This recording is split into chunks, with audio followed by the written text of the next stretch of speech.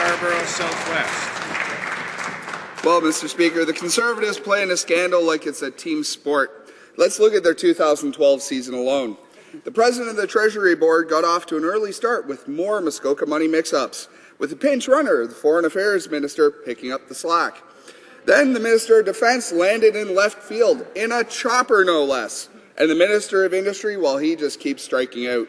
Why has not the Prime Minister benched any of these minor league ministers? Secretary to the Prime Minister.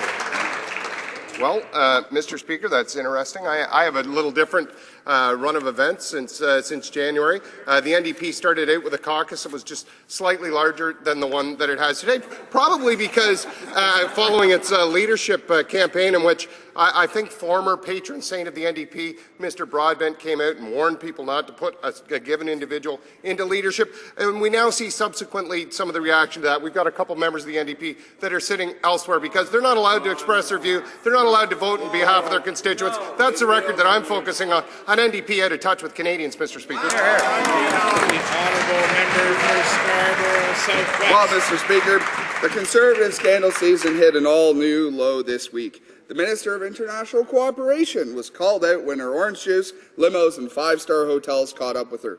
Unfortunately, the Prime Minister didn't send her back to the benches, where frankly she could learn how to play the game right. Maybe the Prime Minister was too busy striking out on yesterday's history lesson to be the coach his team needs. Sports fans across the country want to know, when did their government become so Bush League?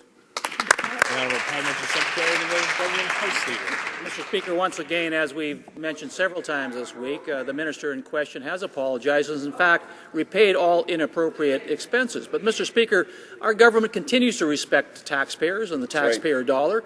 We've done that continuously in the past. We will do it in the future. In fact, Mr. Speaker, we have reduced travel expenses across the board by all ministers by 15%. And as I mentioned in a subsequent or a previous question, hospitality expenses have been reduced by 33%, totaling $18 million from the previous Liberal government. Mr. Speaker, that's a track record that all taxpayers in Canada should be proud of. Hear, hear. The honourable member for Etobicoke North.